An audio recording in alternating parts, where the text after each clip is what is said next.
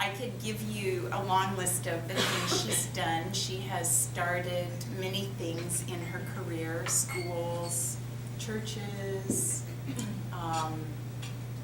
She and her husband have been involved in many places around the world where people do not have a voice of their own, and she has been a voice. But what I want to tell you is she has been a mentor to me over the last, I don't know, a long time now, maybe 14 years.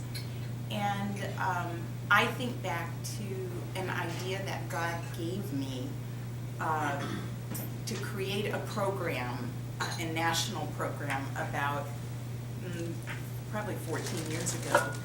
And Mary was the mentor that walked me through the audacity of launching something that I was truly ill-prepared to do, but I had a vision and an idea. And she was the one who helped me think through the steps, who was the transformational leader in my life in those days as I launched this this national program, which I only launched and then passed off to somebody else. So Mary, come and share with us. I watched her walk through her PhD studies in transformational leadership, and I used her definition of transformational leader when I feel stuck on how I should lead well in a situation. So. Lies, all lies.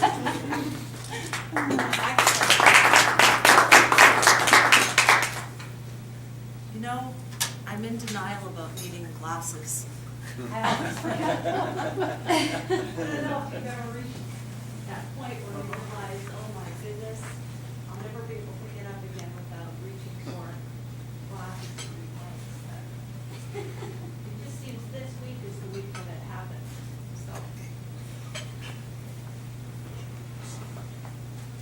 Oh, how do you do Just this? push the. Oh, yeah. All right. I always start with asking the Holy Spirit to lead us because I can ramble and you really don't want that to happen. So, Father, I want to thank you for this time together, and we've already committed this time to you, and we thank you for this day and for the reality of your lordship in our lives, the reality of your physical presence with us by your Holy Spirit. And we invite you, Holy Spirit, to show us something new, to guard my tongue, to say those things that are in your heart, to help us to understand ourselves and your ways. Just commit this time in your hands and submit it to you, Holy Spirit. Amen. Okay, I'm going to start with the scripture. Yes. What's that? Just a little louder. Okay, Yeah. I'm going to start with the scripture. And it's Isaiah 35, verses 4 and 5. Say to those with fearful heart, be strong, do not fear. Your God will come. He will come with vengeance, with divine retribution. He will come to save you.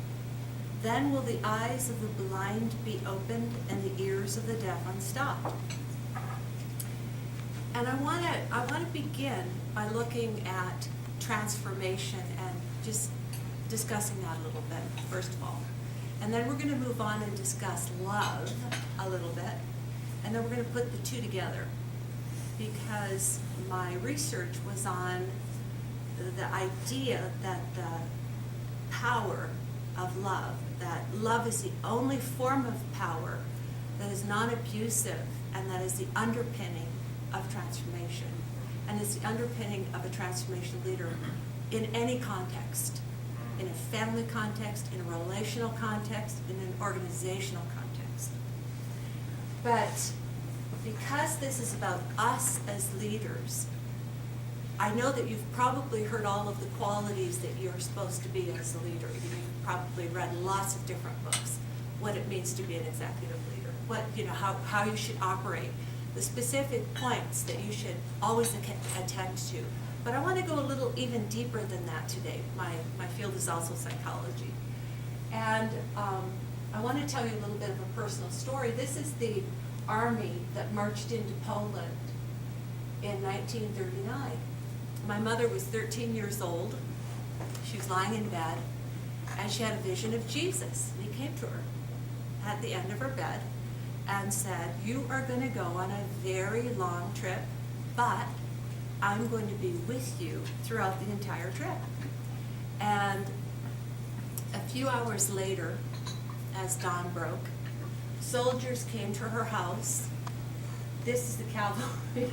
They didn't have the mobility of the German panzers. They came on horseback, and they took all of the people in her little village who owned anything, and they put them onto a cattle car, squeezed them in there. They separated the children from the adults. So my mother, who was 13, her brothers, who were 8 and 5, and her older sister with her hip disfigurement, who could hardly walk, they all were lumped together. And then my grandfather was separated from her. And then somehow my grandmother either escaped or she was German, and nobody ever wanted to, in Poland, admit to being German, because there was real animosity between those culturally. But for whatever reason, her life dramatically changed. Her life totally changed. Everything that you could normally control in your life, getting up in the morning, what you're going to eat, what you're going to do with your day, all of that was taken away from her. And in the midst of all of that, she was the one with the 2 younger brothers and the older sister who basically pulled them together as a little unit and said, "We're going to trust God.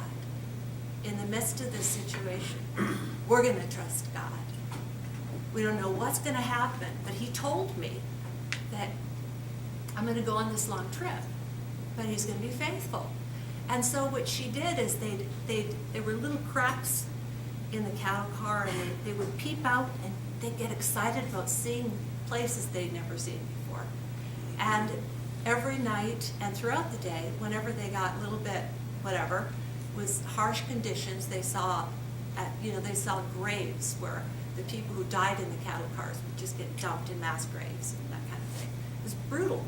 And but they would all kneel down and just pray and get God's presence, feel his presence in that situation.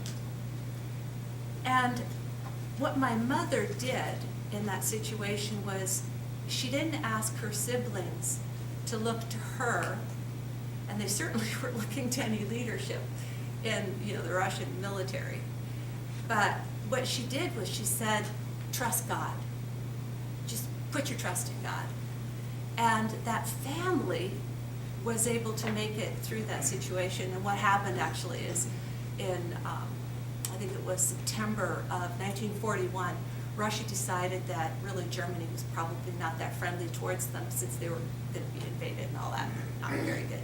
So they changed allegiance, and then the United Kingdom said, "Okay, you have to release your prisoners." Well, they kept the really hard workers, but they released all of the kids, and my mother had to work every day for food. If you didn't work, you didn't eat. And the little boys were too young to work, and her sister was ailing, so they had one little loaf of bread and soup between the 4. I think it's a miracle that they survived for 2 years like that. And so they were released. And my grandfather was also released at the same time, because he was a troublemaker. And it's just interesting that they didn't shoot him, or but he was they didn't know where he was. He was in a completely different, they'd lost complete track of each other for 2 years. And when they were released, my mother got onto the train, and they were in the middle of Siberia. They didn't even have barbed wire around them, because it was like, where are you going to run to? Nowhere to go. So they got on the train, and they started this long, long journey down to the Middle East. And by the way, they went through Iran and Iraq, and were greeted with such hospitality and warmth by those people. They would steal food because there were starving kids, and the people would turn a blind eye and just let them have it. It was just phenomenal, how warm and kind those people were. I always think of that when look at the political situation there. But during one of those stops, the conductor would say, okay, you can either get off the train now and have a moment to stretch your legs, or you stay on. If you get off when he says don't get off, you're left behind, and there's absolutely nothing there. There's nothing. Tundra, just a little, if you've ever seen Fiddler on the Roof, he takes his daughter to the train station, all you see is a pole, and that's what it was like. And the conductor said, don't get off the train. But my mom, suddenly she had this thing that, no, I have to get off the train right now. She jumped off the train, and there right in front of her was her dad, who leapt onto the train, and there was a great big family reunion. And it's just this thing. God, in the midst of all of that, was taking care of her. And why am I bringing my personal story to your attention? Well, I'll keep going. Next slide. You've got the controller there. Oh, I have it. Next slide, here I am. All right, here we go. This is King, what's his name? Stanislaw, I can't even say it myself. Waszewski, that's it. Waszewski or something. Anyway, 1683, Siege of Vienna. And in the Siege of Vienna, what happened is the Ottoman Empire was coming up, the Habsburgs and all the different people in Europe were trying to prevent the Ottoman Empire from invading and really taking over Europe in a significant way. And the one city that was really preventing that from happening was Vienna. And my great down the line grandfather was part of the Polish cavalry who actually came to that battle at the last moment and saved the day. And because of that, next slide. Oh, I'm so used to, whenever I've spoken, normally somebody's holding, instead of me holding on to this. So this is a little bit of what it was like, all those banners and whatever, or somebody's imagination of what it must be like. But because of that, the king basically said to Caspar, the friendly ghost, Okinzik, that he would, from that point on, have a royal title, he got land, and so my family in Poland became part of the aristocracy. 1939 comes along, and everything is gone. My father was in his 30s. Can you imagine, Jason, if all of a sudden somebody invaded the United States and everything you knew is gone, your house is taken away. He was captured and tortured by the Germans, and he never could talk about it. He just couldn't talk about it. And then at the end of all of that, he ended up in the UK, but he lost everything. But he put his trust in God. And so my own personal story is this. Transformation is when I'm looking at the lives of my mother and father, I have been seriously and deeply impacted by how they handled transformation. They, as a normal part of their lives, they would incorporate God into the picture. So I had a privileged upbringing. We were very poor in Canada, and we were just eking out a living of 6 kids, whatever. We had a lot of fun. I enjoyed my childhood greatly. We were never told to be miserable because we were poor.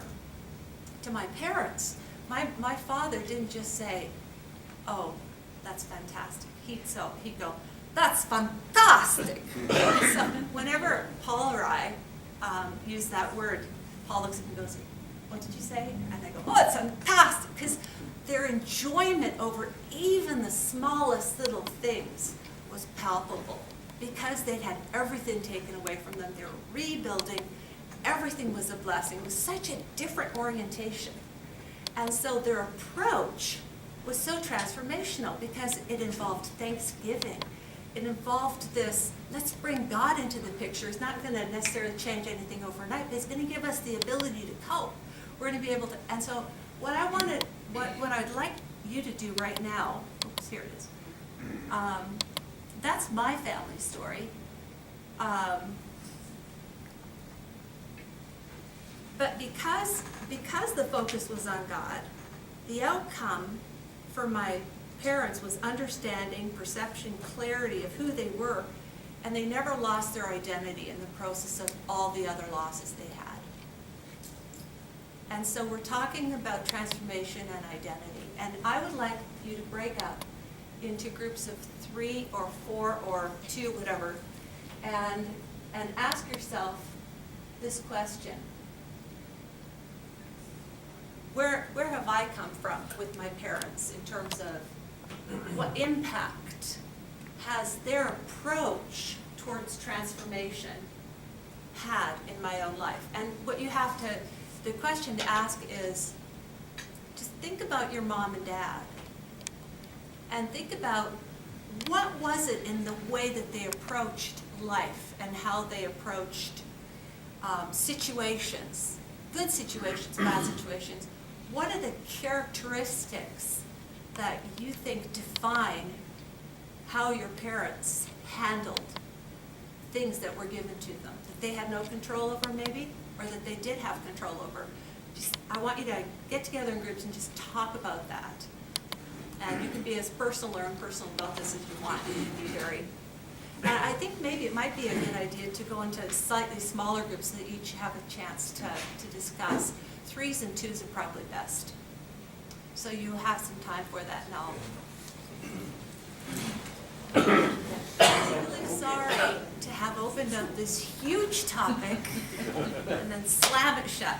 But may I just suggest that it would be a wonderful idea to reflect on this question yourself when you have time, and to do so with other people that can be honest with you about, and who might even know your parents. Because there's a saying that my husband and I love, and it's, our children become like us in spite of our efforts to teach them good manners. It's true. And we just pick things up. And sometimes it's helpful to do this because instead of, I should do this and this and this and this, I think it's a good idea to be reflective and to go back and go, where did I get this and this and this and this, and what did I get in the first place? And it's not what my husband sometimes calls psychobabble. It's actually a good thing to not dig down in some, horrid, I gotta find all the dark things, but just to understand our own way of processing information. Where did we get what we got? And parents are one of those, is a very huge contributor to our own perceptions and ideas and understanding. So this is a tree. We are part of a tree, our family tree. We are all part of the tree that we don't, and this post is actually holding that limb because it's something like a 300-year-old oak and it's being propped up. That's just a visual. And so we're going to go on now to love. And I would like to just have you discuss among yourselves this question: why is love a 4-letter word, or is it? But in order to give you a little bit of food for thought, I'd like to ask if the people in this picture right here are miserable. No. Do they love this man? Yes, they do. They love him. Is love a 4-letter word? So you have just a minute each to discuss that among yourselves.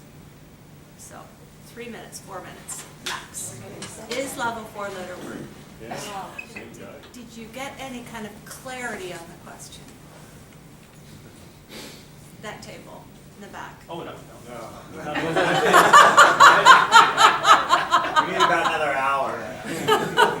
Yeah, it's an interesting question because we often think love as described without truth, which is my next point, so let's just go to it. It's complex, it has multiple meaning, and we have to examine what and whom we love. Because love can be an emotional grabbing a hold of something with tremendous intensity.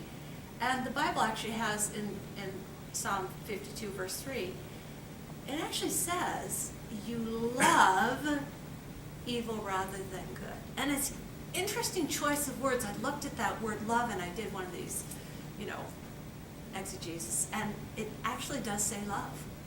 You can love evil. It's possible to love evil. But if you add love and the salt factor of truth, you end up with love that is pure and genuine. And who is the salt factor of truth? It's just curious to me how these all interrelate, how God is love, Jesus is the way, the truth, and the life. It's curious how important and necessary, curious is the wrong word, it's essential that we grasp that love is not a pure emotion. It's based on action, way, truth, love. My research is on love in a corporate situation being empathy with action. And there's 3 different components: consideration, empathy, and love. They're all different, and yet they're intertwined.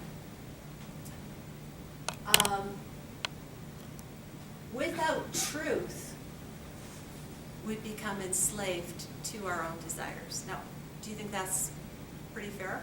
That's good. Yeah? So, and this is where we go back into a discussion point. What do you love?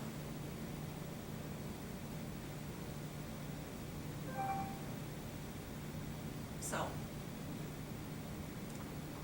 you could discuss that. What is it that you love? Not just enjoy, what do you love? Where's your passion? Where's your love? So you can break up into 2s and 3s is probably best, and discuss that question with each other. Where are you at now in this whole area of love? What and whom do I love? Be honest. I love food. I love exercise. I love to be right. Oh, I'm not that great a driver when it comes to being patient and kind to other drivers. I would never put Jesus loves you on my bumper sticker. It would send the wrong message. I work on it though. What impact does that have in how I live my life? That is the core of what it, in terms of, that's the substantive core, the underpinning of what transformation leadership is. It's taking this difficult thing of empathy with action, this difficult thing of love, and actually living it in the corporate setting, in the home setting, and wherever we are.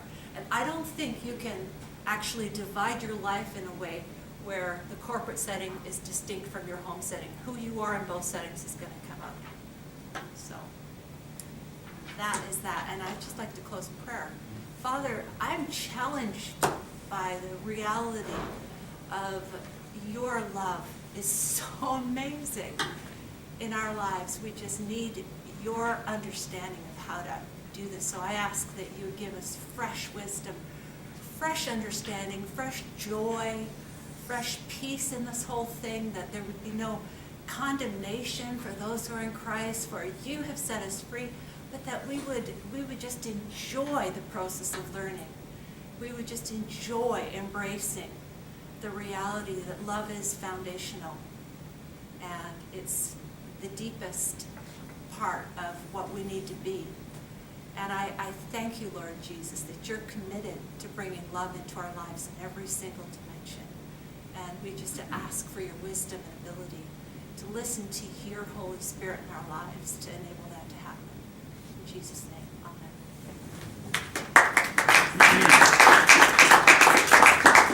Thank you, my friend.